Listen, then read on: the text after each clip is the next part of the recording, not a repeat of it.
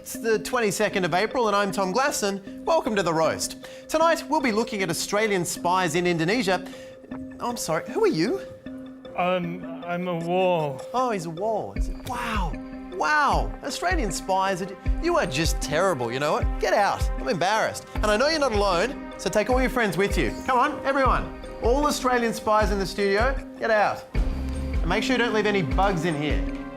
Okay, I'm sorry about this. This is terribly embarrassing. Thank you. Right.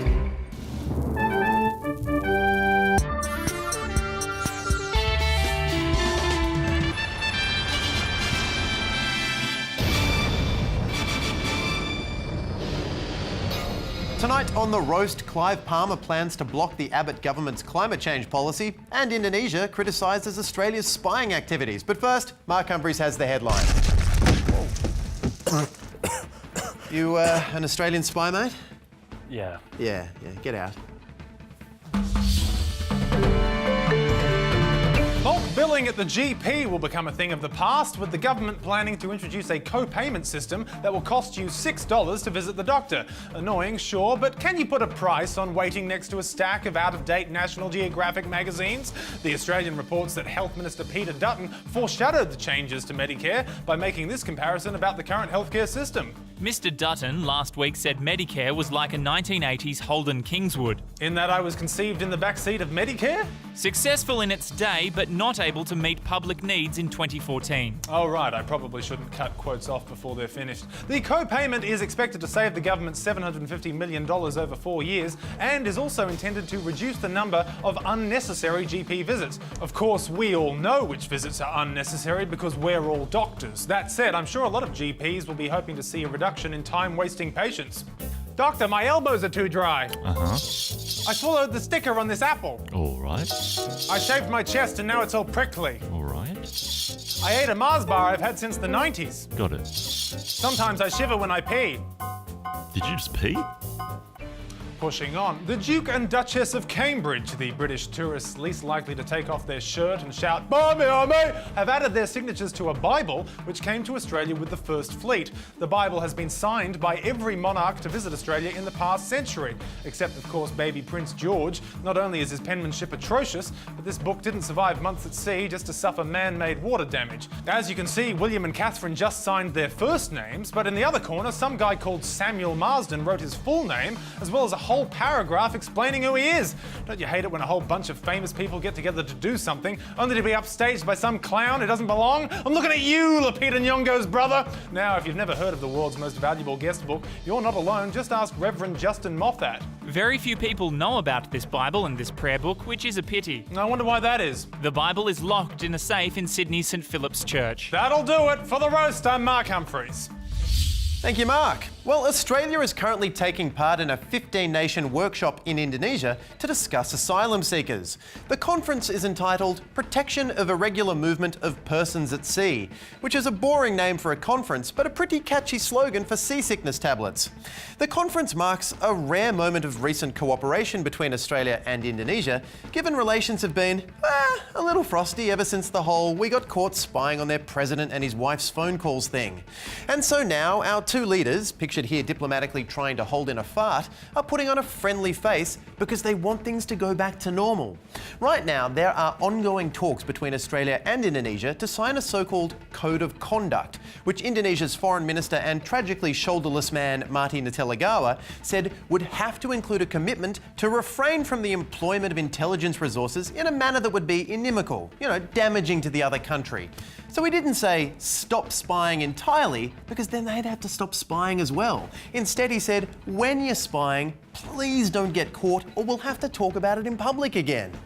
No matter what happens, just don't get caught, 00 Jeff. Mark my words. Consider them marked. That's my boy. The future of Indonesia-Australia relations depends on it. Scotch?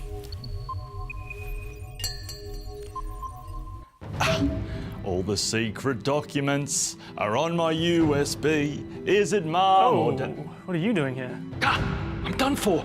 And I hadn't even reached the chorus of my USB song. Just don't get caught. Don't get caught. Hey, you missed a spot over here. What are you doing? Hold still, I'm trying to find the lethal kill point. Oh, I can find it on myself. Oh. Bloody hell, 00 Jeff. Hey, you boy, I don't suppose you could hide the body, could you? But I'm a flashback. But let's be honest, all countries spy on each other. I mean, just yesterday it was revealed that China has an enormous spy network in Australian universities. But did we complain? No, we wrote a polite article about it because we need China more than we need to win a "you spied on us" argument. We're not going to ask China to sign any sort of code of conduct because if we start getting into arguments every time someone gets caught spying, things would get very difficult very quickly. I mean, sure, we could recall our ambassador to China, but what if they start recalling stuff from us, like everything that they make? You know, my clothes and this mug and Hey, where are you going? Come back here.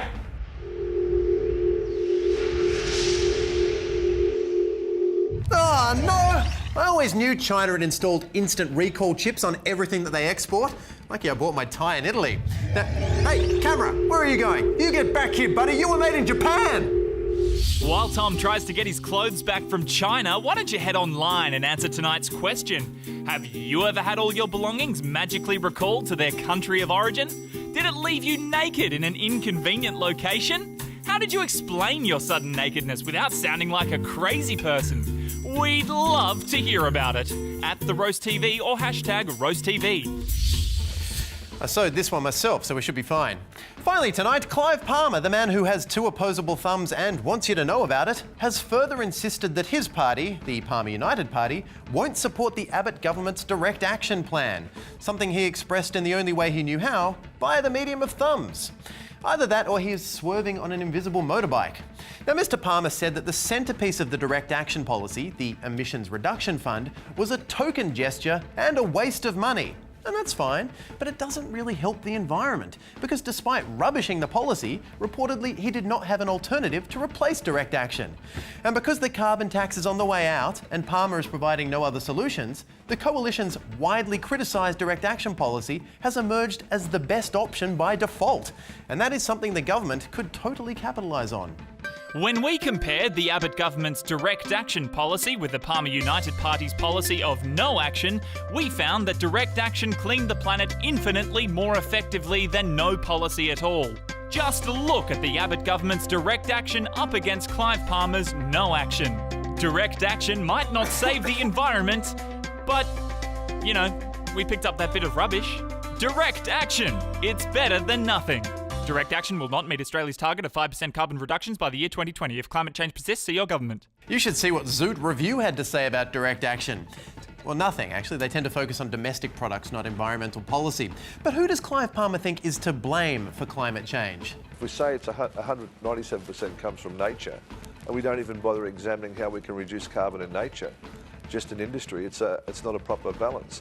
I mean, if we say we want to reduce it by 1%, which I think is the target globally to do that, why can't we take some from nature, some from industry, or maybe all from nature? Yeah, Clive, nature's the problem with nature. That 4.5 billion year perfect equilibrium that nature had was just a ruse. Whoa, Tom. So you're saying all this time we've been busting our butts to reduce carbon when nature was responsible for 97% of emissions? It was Earth all along? I mean, this stupid planet just Kaiser Soze us. I'm pretty sure the world's climate scientists agree that climate change is caused by people. And I'm pretty sure every time those stupid climate scientists open their mouth to bitch about carbon emissions, they're emitting a whole lot of carbon. If they really wanted to stop carbon emissions, they'd stop talking about it. Right, Clive? Wait, are you actually suggesting that we Shut that pretty little carbon-emitting mouth, Tom. Loose lips sink planets. Clive Palmer doesn't even have an environmental plan. Yes, he does. Palmer said supporting age pensions is more important than supporting token campaigns like direct action. So his environmental plan is to look after us and our pensions so that we'll survive long enough to see the damage we've done to the environment.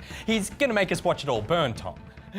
Oh God, he's gonna make us watch. All right, steady on, mate. You're getting a little hysterical there. No, stop emitting carbon, Tom. I'm just talking. Shut up! Oh God, what have I done? Just don't get caught. It doesn't work. Direct action doesn't work. Oh God, now I'm emitting carbon. Good night.